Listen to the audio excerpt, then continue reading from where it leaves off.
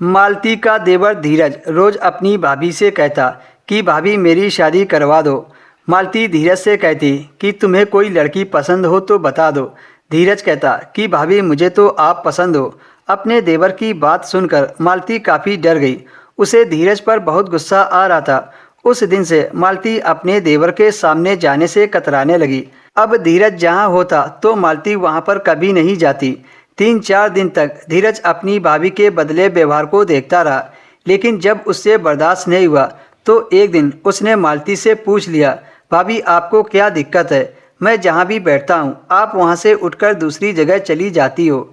मालती ने कहा, तुम्हारी वजह से मेरे पति मुझ पर शक करते हैं। धीरज ने मालती से कहा, भाभी मैं आपको यही तो बताना चाहता हूँ कि मेरे भैया बहुत शकी मिजाज के हैं, उनको शक करने की आदत है। आपकी शादी बहुत गलत बंदे से हुई है। मुझे तो आपके बारे में सोचकर अफसोस होता है। देवर की बातों से मालती का शक यकीन में बदल गया, क्योंकि उसे भी अपने पति का रवैया बहुत अजीब लग रहा था। लेकिन फिर भी मालती ने धीरज से कहा कि मेरा पति बहुत अच्छा है, बेहतर यही है कि तुम मुझसे दूर रहा करो। फिर मालती का देवर अपने कमरे में सिर झुकाकर चला गया। तब जाकर मालती ने चैन की सांस ली कि चलो उसे बात तो समझ में आई। एक दिन मालती घर पर अकेली थी और धीरज अपने कमरे में पढ़ाई कर रहा था। जब तक धीरज घर में रहता था तब तक मालती अपने कमरे से नहीं निकलती थी, क्योंकि मालती को अपने देवर से डर लगता था। जब शाम को उसका पति काम से घर लौट आता था तब मालती अपने कमरे से बाहर निकलती थी, लेकिन मालती का पति ऑफिस से आते ही मालती से पूछता कि तुम दिन भर अपने देवर के साथ क्या करती हो।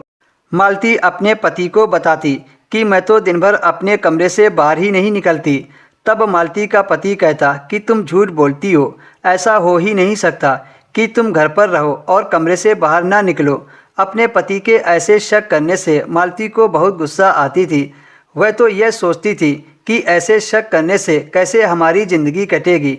दिन इसी तरह निकलने लगे। एक दिन धीरज भागता हुआ घर आया और मालती से बोला कि भाभी आप मुझे अपने कमरे में छिपा लो।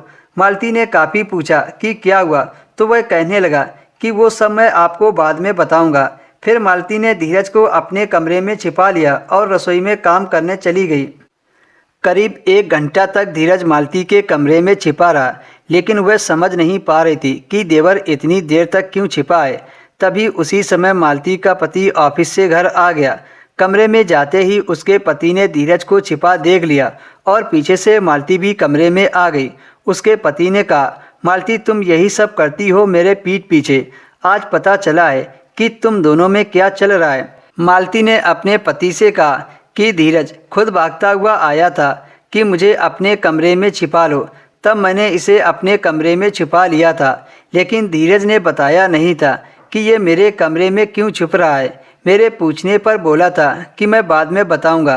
तभी मालती के पति ने मालती को एक थप्पड़ मारा और कहा, तू झूठ बोल रही है, अब मैं तुझे एक पल भी अपने घर नहीं रख सकता, निकल जा मेरे घर से। तभी धीरज ने ताली बजाई और कहा, भाभी मैंने आपसे बोला था ना कि मेरे भैया बहुत शकी मिजाज के आदमी हैं।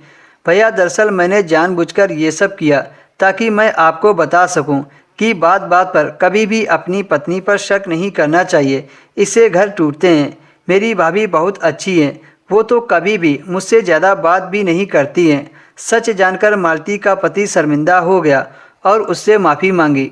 दोस्तों हमें कभी भी अपनी पत्नी पर शक नहीं करना चाहिए, इससे घर टूट जाते हैं। कहानी पसंद आई हो तो वीडियो को लाइक करें, शेयर करें और हमारे चैनल को सब्सक्राइब करें।